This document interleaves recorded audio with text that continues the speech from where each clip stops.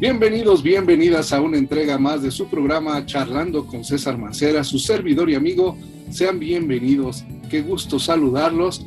El día de hoy nos acompaña Ricardo Méndez, quien es actor de doblaje, locutor, director, traductor, adaptador y coleccionista. Bueno, hace de todo. Vamos a ver un poco de su trabajo. ¡Wow! No está nada mal. Junior por fin se junta con los chicos geniales. Creí que éramos la banda de Lester. ¡Cuidado, Horsepile! Porque aquí van los chicos de Lester. ¿La banda? ¡Te odio! Muy bien, ya casi estoy listo para irme. ¿Revisemos la lista? ¿Velas? Listas. ¿Música para el ambiente? Lista. ¿Música para cuando lo estemos haciendo? Lista. No se está desmoronando. Esas son lágrimas de alegría. Ted está feliz por sus amigos. Porque es el mejor chico que conozco. ¿Y saben por qué está tan feliz? Porque esa hermosa chica de ahí está embarazada. ¿Cómo lo sabes? Se supone que era un secreto. Era ayudante del rey. Ahora no sé lo que es, Lord de un lugar muy, muy lejano. Estoy buscando a mi hermano. ¿Recuerda a mi hermano, no es así, Lord Stark? Cabello rubio, lengua ágil, pequeño. Vamos, Stark. Prefiero que muera con la espada en la mano. Si amenaza a mi lord de nuevo... ¿Amenazar? Como en... ¿Voy a cortar a tu lord de las bolas al cerebro y ver de qué están hechos los Stark? ¿Qué tal, Bienvenido, Ricardo, ¿cómo estás? Qué gusto saludarte, amigo. Hola César, hola a todo tu público, gracias por invitarme, por tenerme aquí, bienvenidos, gracias. Es un placer que estés con nosotros, con tanta experiencia, con tanto conocimiento sobre la materia, sobre tantas cosas que haces. Vamos a iniciar con el doblaje, que bueno, ahí ya tienes una larga trayectoria. Platícanos un poquito cómo te iniciaste en este ámbito. Bueno, pues como casi todas las historias de éxito, me inicié por evidente en el doblaje. He sido niño actor como desde los 6, 7 años.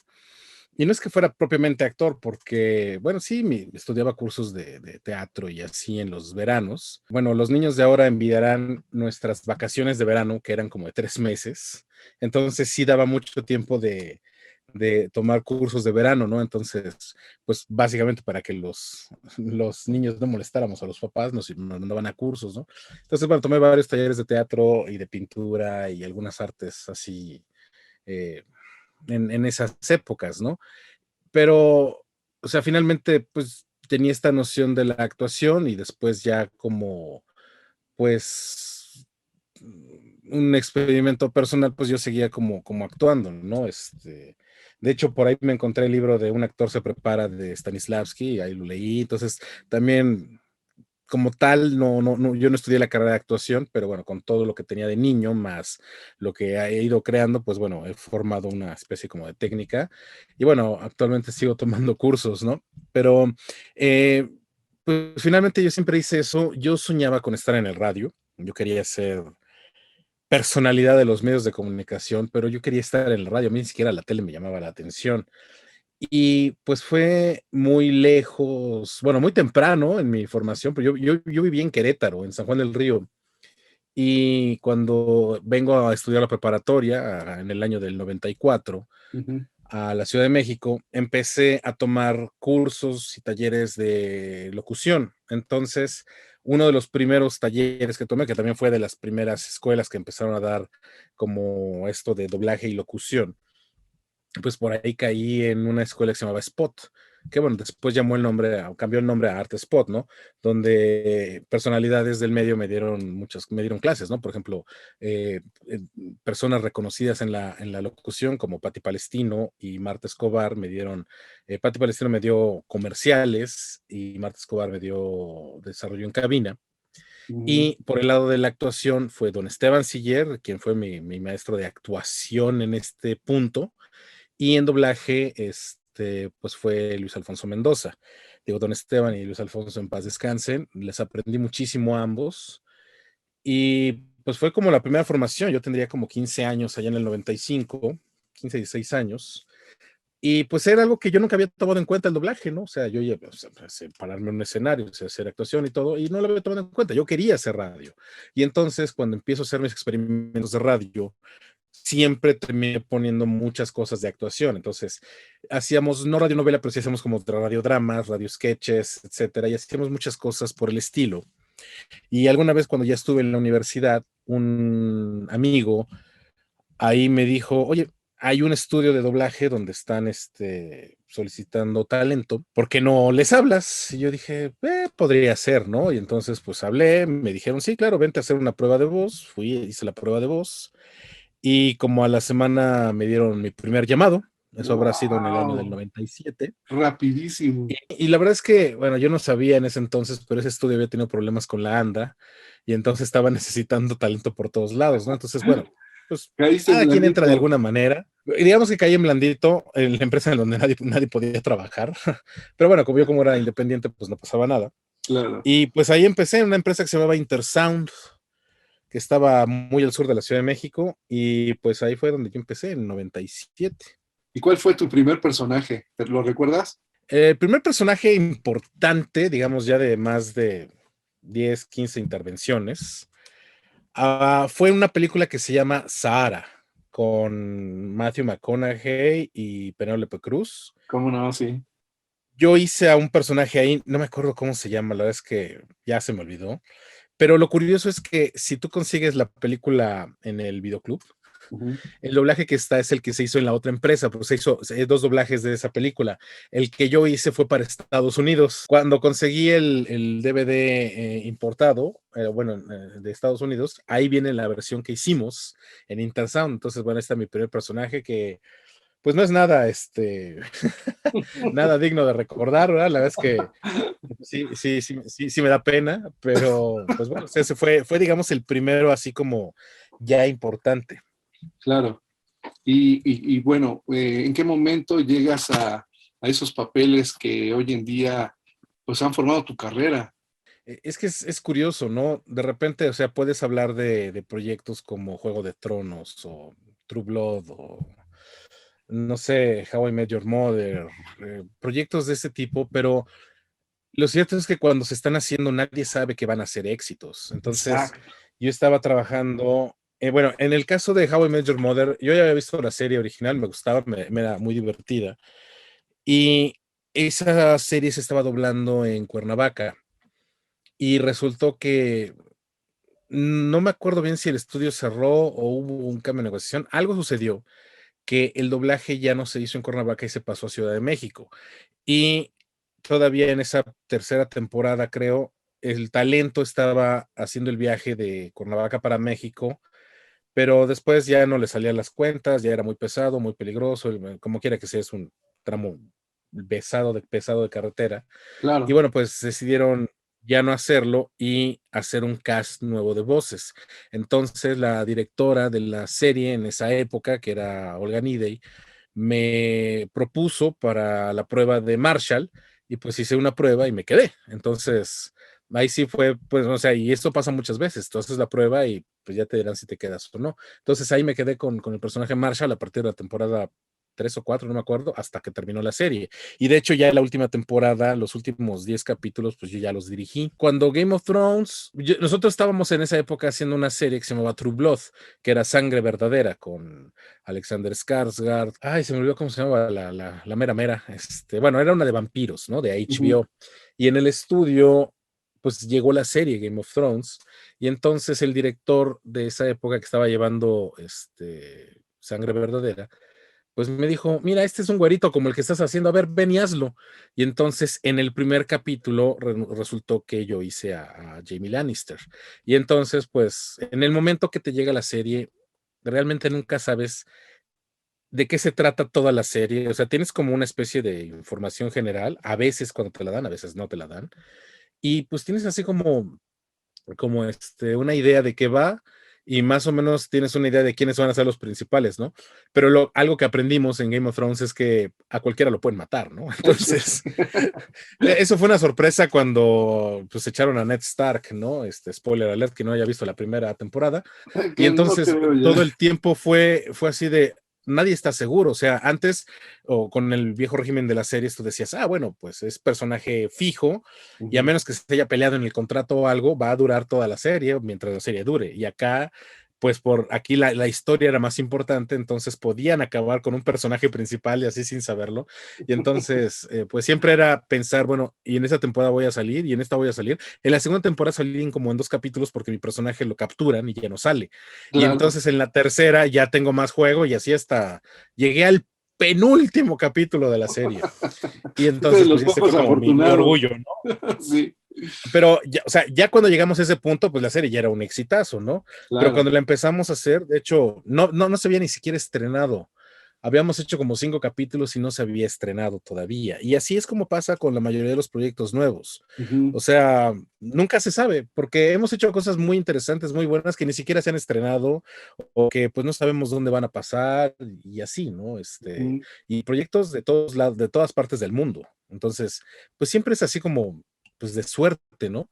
Y bueno, pues Claro. ya con un tiempo que llevo en esto, pues sí, ya te conocen, ya te empiezan a considerar para otros proyectos y bueno, pues así es como pasa.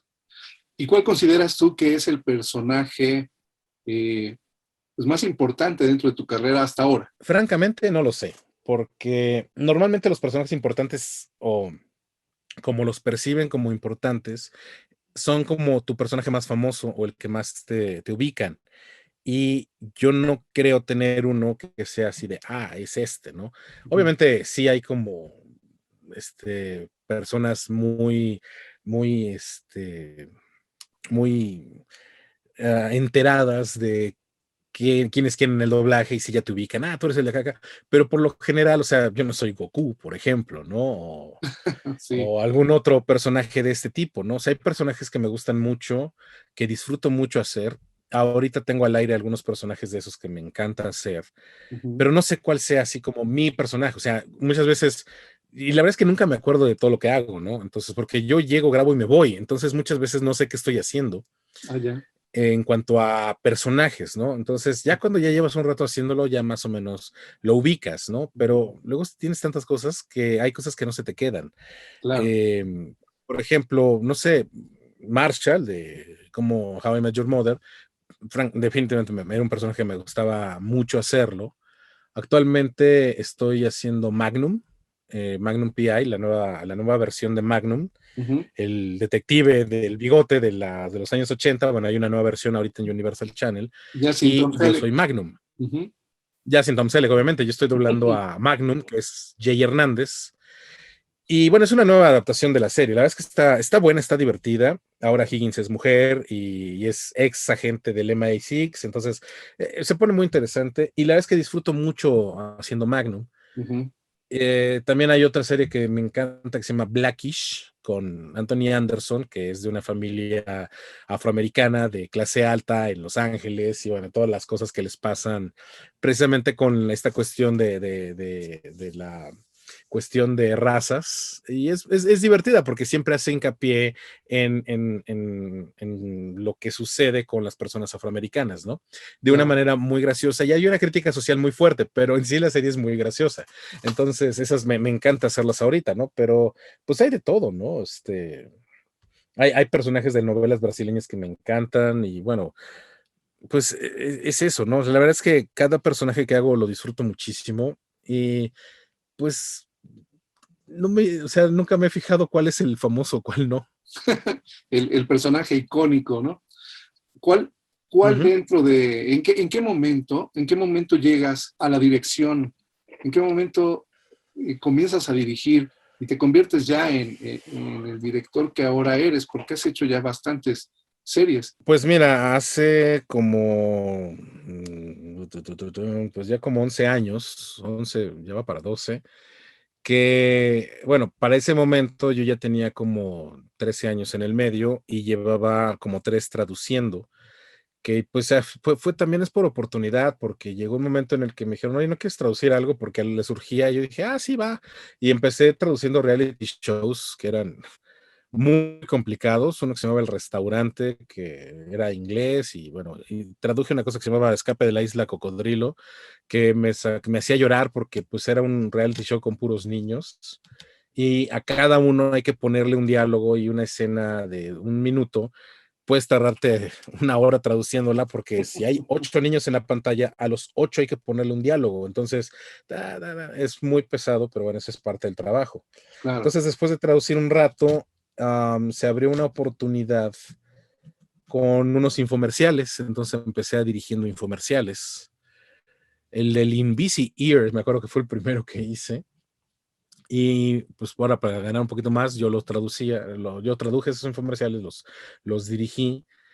Y pues es que pasó algo con un estudio que cerró, pero luego tuvieron que hacer las series por otro lado. Fue una cuestión ahí medio extraña en cuanto a cómo se dieron las cosas. Y bueno, pues resultó que el material estaba ahí como volando, ¿no? Entonces, pues yo tenía fijos en algunas de las series y me dijeron, oye, ¿no te gustaría dirigir la serie? Y yo, pues sí, ¿no?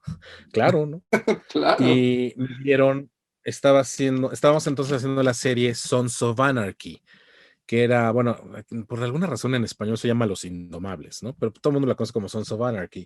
Estábamos haciendo la tercera temporada y de hecho llevábamos media temporada y después pues me dijeron, ¿la puedes llevar tú? Y yo dije, sí, cómo no. Y entonces ya la llevé yo y de ahí hasta que terminó. Ese fue quizás el primer proyecto ya importante que llegó.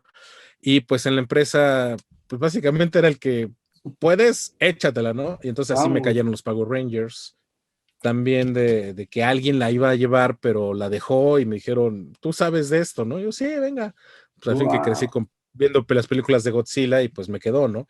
Y luego llegaron algunas películas y también las dirigí y bueno, pues ya de ahí, pues de ahí se empezó, pues obviamente mi trabajo fue mejor de lo que se pudiera haber esperado. Entonces, porque vaya, o sea, puedes tener la oportunidad, pero puedes no hacerlo bien, ¿no? Entonces ahí es cuando es el retroceso. Pero pues seguí y hasta el momento pues sigo dirigiendo, ¿no? Ahora de hecho estoy dirigiendo Blackish, que un proyecto que yo no había empezado, pero que bueno, pues ya después de que yo soy el estelar y me dijeron, pues órale, vas tú, ¿no? Entonces ahora yo la traduzco y la dirijo.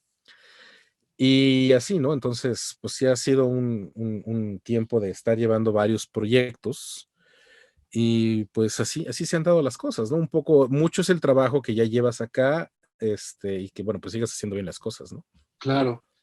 ¿Cómo ves que hoy en nuestro país muchos jóvenes quieren dedicarse a esto? Veo escuelas, talleres, cursos que se llenan, se atiborran de jóvenes que quieren hacer doblaje o hacer locución comercial. ¿Qué piensas de ello? En algún momento, a partir de los años 90, que se empezaron las escuelas de locución y doblaje, pues como que se abrió esto y luego con las convenciones de cómics se hizo como más popular. Ah, miren, las voces sí existen y son estos, ¿no? Entonces, de repente se creó como ah, pues como esta nueva ventana de algo que era muy como privado. Y de repente muchos dijeron, oye, yo quiero hacer eso, pues yo quiero salir en la tele, pero mi voz puede salir, ¿no? Y Ujú. eso hasta cierto punto está muy bien, porque siempre hay nuevos proyectos y siempre se necesitan voces frescas. Porque además, alguien que ve algo doblado, es que siempre son las mismas voces. Cuando hay un patrón de más, casi 1,200 personas en la especialidad aquí en México, Ujú. y entonces eso de que es que siempre son las mismas voces, pues sí y no, porque pues de repente pasan proyectos como que se doblan en ciertas empresas donde pues siempre se usan las mismas personas, pero muchas veces pasa eso porque pues tú tienes que entregar rápido y bien, ¿no? Y entonces, pues hay algunos que son muy rápidos y muy buenos. Entonces, Claro. normalmente los preocupas, pero en general hay mucho trabajo para todos. Ujú. Ahora, lo que sí no me parece muy bien es que muchos lo están tomando como un hobby.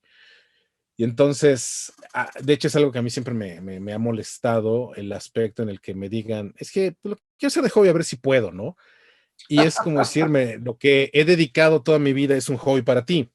Y Ujú. ahí sí no está muy. Profesión es un hobby, ¿no? Para ellos. Y de hecho lo mismo sucede con la locución, o sea, no es lo mismo, o sea, obviamente lo mejor sería tener ya la carrera de ciencias de la comunicación, enfocada a medios electrónicos o lo que sea, para estar ya bien, ¿no? Pero pues hay de todos en el lado de la locución. Ahora, no todos funcionan, no todos prosperan, pero muchos tienen la oportunidad. Y pues está creando una especie de submercado y eso es algo que está afectando mucho ahorita, sobre todo la locución comercial, que pues está llegando a cualquiera y dicen, yo lo hago y entonces los presupuestos se han estado cayendo horrible. Algo similar está pasando en el doblaje y no porque las personas nuevas que llegan, luego llegan así con, bueno, muchos sí traen la idea de yo lo haría gratis, ¿no?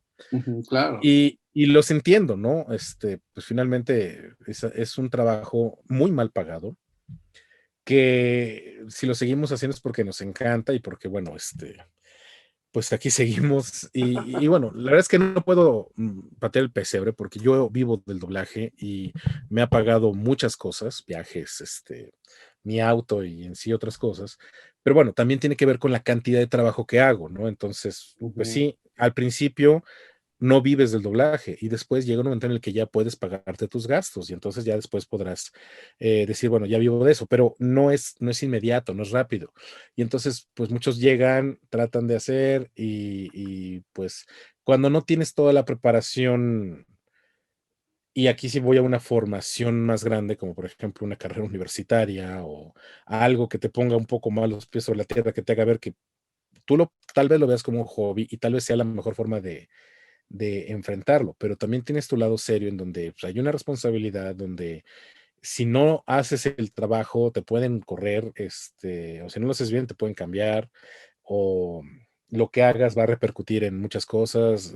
Vaya, ya tiene efectos reales, ¿no? Como sucede Claro. en la vida, ¿no? Ujú. Y pues a veces esa parte de realidad falta, ¿no? O luego sucede que muchos llegan y quieren solamente hacer cosas de caricatura japonesa o anime, El y cuando anime. te das cuenta de que es muy poco el trabajo que hay sobre ese aspecto nada más, y Ujú. que lo más probable es que termines haciendo documentales o reality shows como Dile sí al vestido y cosas así, muchos se empiezan a desanimar. Algunos que les dicen, wow, esto está increíble y se quedan, pero hay muchos se desaniman, ¿no? Y entonces, no, pero es que yo ya quiero hacer esto, ¿no? Y ahora vienemos con otra idea de que todos llegan ya tomé mi curso, dame mi estelar, ¿no? Y dice, Sí, espérate, o sea, es hay una cierto. fila y todos, o sea, a mí me tomó como 7 años tener un personaje fijo, ¿no? Que un fijo es el que es un personaje recurrente en una serie. Ujú. Quizás el de la película que te mencioné llegó rápido, llegó como a los 2 años, pero aún así llegó a los 2 años de estar trabajando, ¿no? Y entonces, bueno, ahora los procesos se han hecho mucho más cortos porque pues hay unas cuestiones sindicales, etcétera, y de repente hay empresas que dicen, tú eres libre, no tienes ningún sindicato, vente, y de una vez ya le avientan el estelar y bueno, ahora podemos escuchar mucho cosas que no están tan bien como antes, pero también es parte de una industria que está ávida de entregar a tiempo, en especial en esta época de pandemia. Lo que más se consumió fueron Netflix o Amazon Prime o todos estos servicios, y llegó un momento en el que dijeron, perdón, no está en español porque las personas están guardadas, ¿no? Ujú. Y nosotros hemos sido una industria que como tal no ha parado, ya sea grabación remota o algunas presenciales con la mayor cantidad de medidas de seguridad posibles, pero hemos tenido que seguir grabando para llenar la cantidad de trabajo que se está haciendo y cada vez hay más. Y no solo está en México, está en Chile, está en Argentina, está en Venezuela, Puerto Rico también, en Perú creo que están empezando a hacer ahora. Entonces ya está un poco más globalizado y aún así todos tenemos trabajo, lo cual es algo muy bueno, pero bueno, o sea, siempre se necesitan personas. Yo lo único que sí recomendaría es que llegaran un poco más preparadas. Por ejemplo, todos decimos, y eso es algo muy cierto, para hacer doblaje tienes que ser actor.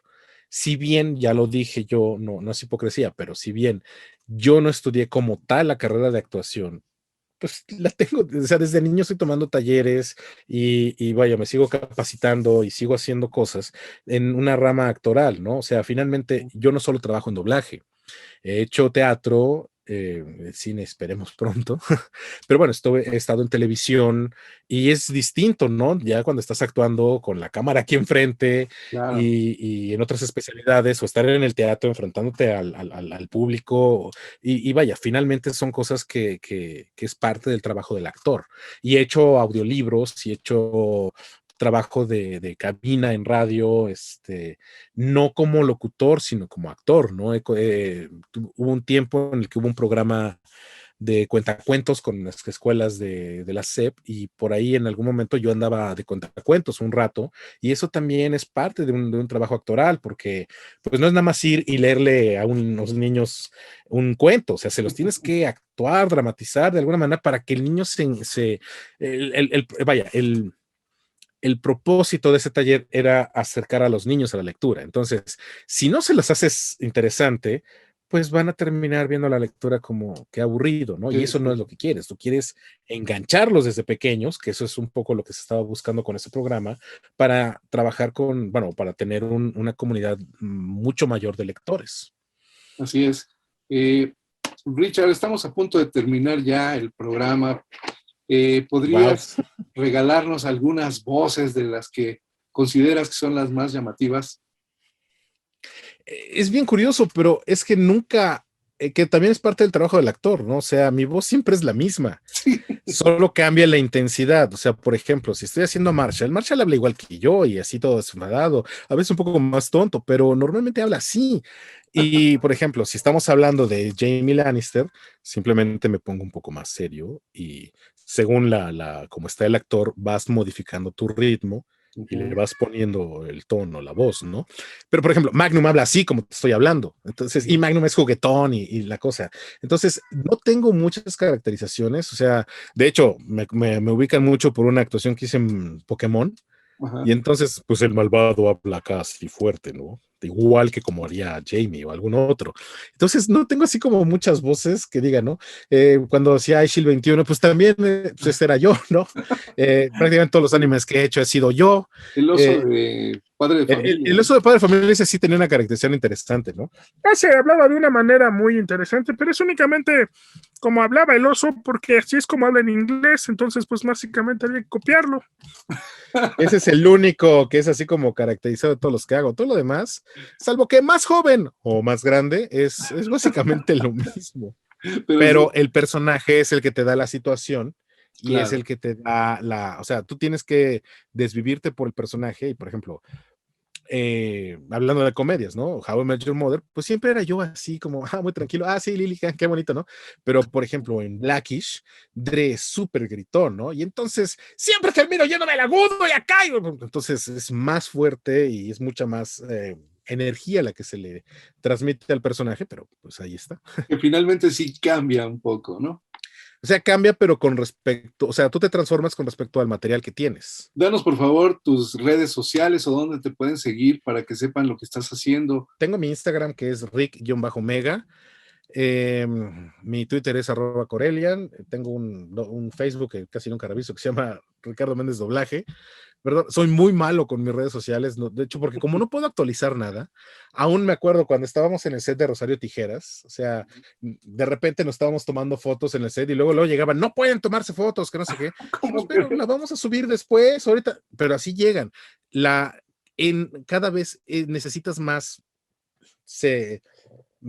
privacidad en todo esto, porque además son contratos millonarios y vaya, si tú dices algo que no debía haber salido y sale, vaya, a la misma Bárbara de Regil le hicieron bajar unas fotos al principio que había subido ya un poco en personaje, porque le dijeron, no, mija, todavía no se puede, etcétera, ¿no? Entonces, es difícil, es muy difícil tratar de hacer como una especie de síganme porque estoy en esto. Y cuando lo haces es porque es pagado, patrocinado, pero pues como pues ahorita no hay de eso, ¿verdad? Entonces, mira, lo único que sí puedo, así como decirles es que también dentro de un proyectos alternativos, pues tengo un canal de YouTube que se llama Juegos, Juguetes y Coleccionables, donde salgo muy poco, pero bueno, hablamos de juguetes y reseñas y coleccionismo, y etcétera. O sea, parte de lo que ven acá atrás es mi colección personal, pero bueno, soy un fanático del audio. Entonces yo tengo una sección que se llama En Vinil, y de hecho es un canal de YouTube que se llama En Vinil Hi-Fi, donde pues toda la semana estoy subiendo contenido sobre discos, equipos de audio, ferias de discos y dentro de la estación de radio de Juegos, Juguetes y Coleccionables. Todos los martes a las 10 de la noche estoy haciendo un programa de radio que se llama XH Vinil, donde toda la música que sale es de un disco de vinilo. Y son selecciones musicales, 10, 12 canciones por programa, Y esto es en www.juegosjuguetesycoleccionables.com.mx/radio, los martes a las 10 de la noche. Y si no se puede escuchar, pues está hoy en podcast, en Spotify, en iHeartRadio, en se me olvida, Apple Podcast y en iVoox. Ahí pueden buscarlo como XH Vinil y ahí tengo pues los programas ahí. Eso es digamos que eso es como algo que me está apasionando mucho, que siempre me ha gustado, porque es como regresar a mi primer amor, que es el radio, poniendo otra cosa que me fascina, que es la música. Y bueno, pues yo soy de estos locos que compran muchos viniles, entonces, o discos de LPs o como les quieran llamar. Sí. Y pues es una parte digo, tengo una colección de más de 8,000 discos, entonces de ahí sacar canciones para todo esto es divertido y muy divertido. Me agrada bastante. Pues te agradezco mucho que nos hayas acompañado el día de hoy. Ya no nos dio tiempo de hablar del coleccionismo y de todos estos temas, pero ya nos dará oportunidad para otro. Pues para la otra. Vale. Para la otra, sí. Claro que sí. Te mando un fuerte abrazo y te agradezco mucho que hayas estado con nosotros. Yo me despido, soy su amigo César Mancera, nos vemos la próxima semana. Esto fue Charlando con César Mancera. Hasta la próxima.